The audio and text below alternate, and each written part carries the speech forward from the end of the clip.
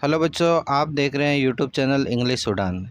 इस चैनल में हम इंग्लिश को सरल तरीके से पेश करने का प्रयास करते हैं और इसी क्रम में आज हम लेकर आए हैं हिंदी मैसेज को इंग्लिश में कैसे लिखा जा सकता है। और उसको लिखने के लिए हम एक चार्ट लेकर आए हैं। चार्ट के माध्यम से आप कोई भी मैसेज को आसानी से लिख सकेंगे। जो चार्ट तैयार किया है उसको आप अपने कॉपी में लिख सकते हैं। इस चार्ट के माध्यम से आप इंग्लिश के कुछ वर्ड को आसानी से पढ़ सकते हैं, हिंदी के मैसेज को भी आप आसानी से लिख सकते हैं। तो आप इस चार्ट को गहनता से अध्ययन करें, ये आपके लिए काफ़ी हेल्पफुल होगा ऐसी हमें उम्मीद है। आओ आज के टॉपिक पे बात करते हैं। आज का टॉपिक ये है कि हम हिंदी मैसेज को इंग्लिश में कैसे लिख सकते हैं। इसके लिए हमने दो दोस्तों की वार्तालाप को शामिल किया है। आओ देखते हैं कि ये एक दूसरे को मैसेज करते हैं। पहला दोस्त कह रहा है कि कहाँ है। अब यहाँ पे आपको समझने वाली बात यह है कि के साथ ए लगा है। बच्चों, ये मैसेज पढ़ने से पहले हम मान लेते हैं, एक कॉन्सेप्ट होता है कि कोई भी अक्षर अगर पूरा बोला जाता है तो उसके साथ ए कंपलसरी आता है। इस बात को ध्यान रखना है, क्योंकि कोई भी अक्षर बिना ए के नहीं होता है, चाहे वो क हो, ख हो, ग हो। अगर वो पूरा बोला जाता है तो उसके साथ ए रहता ही है। आप उसको एक उदाहरण से समझ सकते हैं। जैसे हमारे पास कोई नाम है नयन। नयन एक ऐसा नाम है जिसके आगे भी न है और पीछे भी न है। अगर हम इसका इंग्लिश बनाते हैं तो इसकी स्पेलिंग होगी NAYA और एन। अब सवाल यह है कि आगे वाला जो न है उसके साथ तो हमने ए लगाया है, लेकिन पीछे वाला न है उसके साथ ए नहीं लगाया है। तो ऐसा इसलिए होता है कि अगर हम किसी नाम को पूरा बोलते हैं, जैसे हम इसका उच्चारण करते हैं नयन नाम का, तो हम बोल रहे हैं नयन, न कि न या नयन नहीं बोल रहे हैं। यानी पहले वाला जो न है उसको हम पूरा बोल रहे हैं और बाद वाले जो न है उसको हम पूरा नहीं बोल रहे हैं।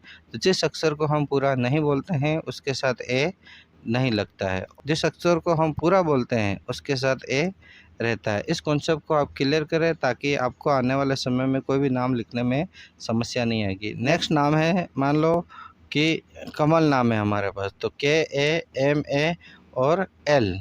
अब पीछे वाला एल है उसके साथ ए नहीं आएगा, क्योंकि ल को हम पूरा नहीं बोल रहे। हम ऐसा नहीं बोल रहे हैं कमल, ऐसा नहीं बोल रहे, हम बोल रहे हैं कमल। यानी लास्ट वाला एल को पूरा नहीं बोल रहे हैं, इसलिए इसके साथ ए नहीं आए। तो ये आप कॉन्सेप्ट ध्यान रखें तो आपको कोई समस्या नहीं आएगी। अब जैसे ये मैसेज पढ़ते हैं कहा है, इस क को पूरा बोल रहे हैं इसलिए इसके साथ ए आया, और ह के लिए एच आता है और आ की मात्रा के लिए ए आता है। तो ये हुआ कहा। और अब है लिखना है तो ह के लिए एच आता है और आई की मात्रा के लिए ए आई आता है, तो ये हाई हो गया। तो ये लिखा है कहाँ है। तो वो नेक्स्ट वाला उत्तर दे रहा है कि घर पर हूँ। अब यहाँ घ जो लिखा है इसके साथ GH है और ए लगा है, क्योंकि घ को हम पूरा बोल रहे हैं। तो इस तरह से ये हो गया घर पर हूँ। ह के लिए एच होता है और ऊ की मात्रा लगाने से ये हो गया। तो ये कह रहा है कि मैं घर पर हूँ। फिर ये पूछ रहा है कि क्या कर रहा है। अब यहाँ पे देखो आप, क को पूरा नहीं लिखा है इसलिए इसके साथ ए नहीं लगा है।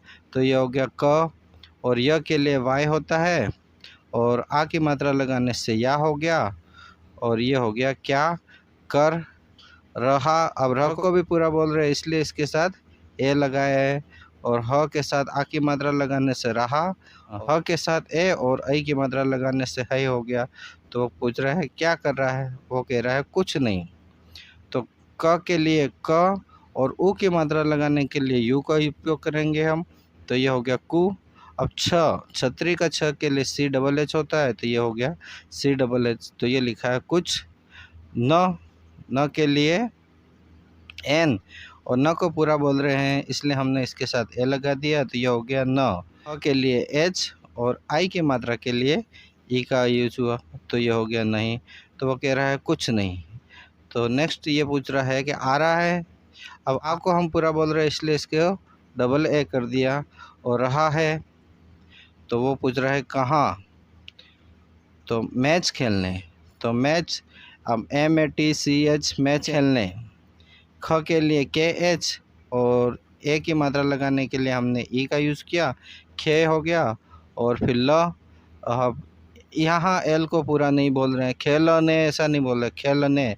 तो ल को हमने पूरा नहीं बोला है, इसलिए इसके साथ ए नहीं लगाया है।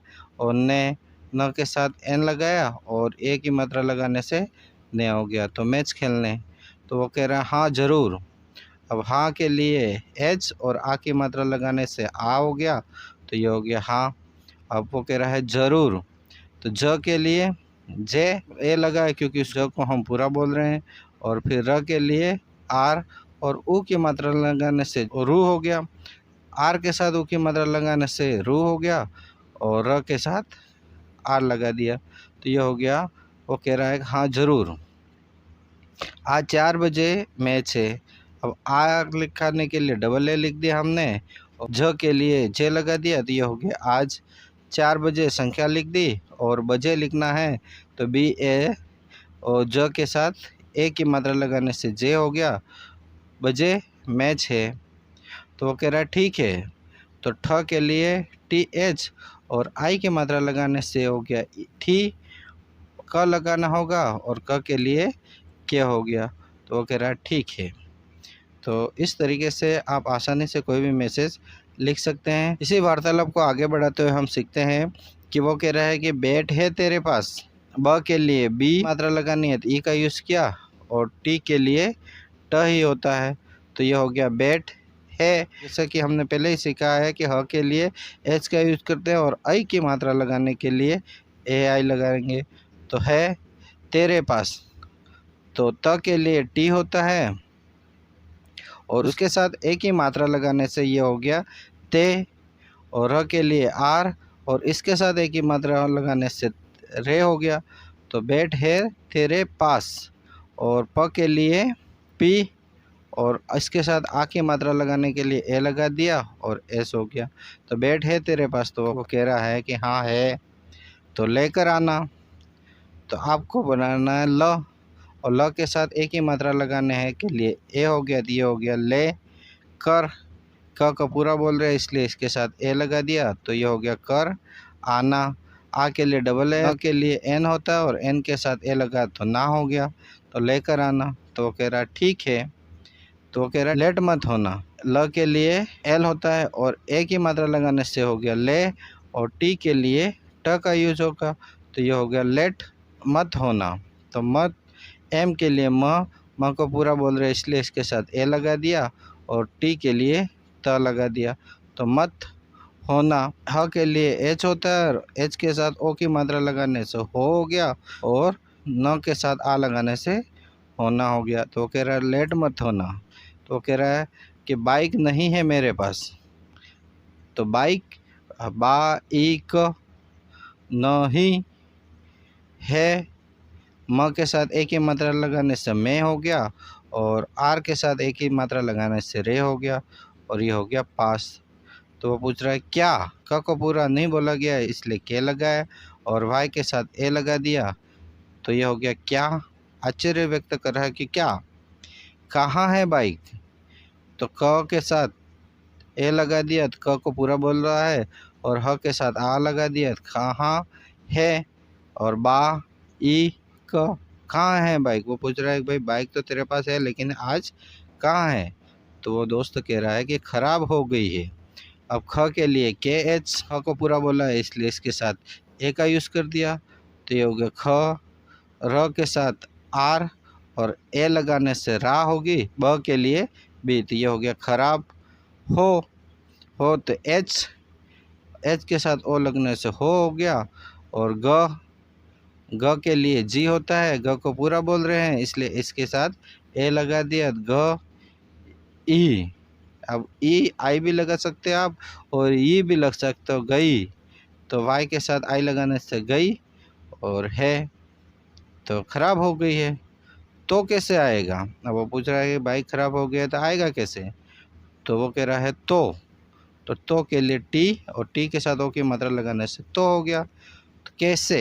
अब क के साथ आई की मात्रा लगानी है क्योंकि डबल मात्रा है, तो कैसे कई, और एस के साथ ए की मात्रा लगाने से हो गया, तो कैसे आएगा। डबल ए बना के आ बना दिया, और ये और वाई के साथ ए लगाने से ये, और गा, घ के साथ आ की मात्रा लगाने से गा हो गया। तो कैसे आएगा? तो वो कह रहा है वही तो सोच रहा हूँ, वही तो सोच रहा हूँ। अब वह अगर हमको लिखना है तो वह पूरा बोल रहे हैं, इसलिए इसके साथ ए मिला दिया। वह ह के साथ ई लगाने से ई हो गया, तो वही तो टी के साथ ओ लगाने से तो हो गया। और सोच, एस के साथ ओ लगाने से सो हो गया। और तो सोच, र के साथ ए लगाना पड़ेगा क्योंकि र को पूरा बोल रहे हैं, तो आर ए। और हा, तो एच के साथ आ लगाने से, आ की मात्रा आने से हा हो गया। और हूँ, तो ह के साथ यू लगाने से हूँ हो गया। तो इस तरीके से आप किसी भी हिंदी मैसेज को इंग्लिश में लिख सकते हैं और उसकी प्रैक्टिस करो आप। इसी तरह के वीडियो को देखने के लिए आप हमारे साथ बने रह सकते हैं। हम 1-2 वीडियो और भी इस सब्जेक्ट पर लाने वाले हैं और आगे हमारा प्रयास रहेगा कि इंग्लिश के बेसिक्स रूल्स जल्दी लेकर आपसे मिलते हैं। तब तक आप हमारे चैनल को सब्सक्राइब कर हमारे साथ बने रह सकते हैं। धन्यवाद।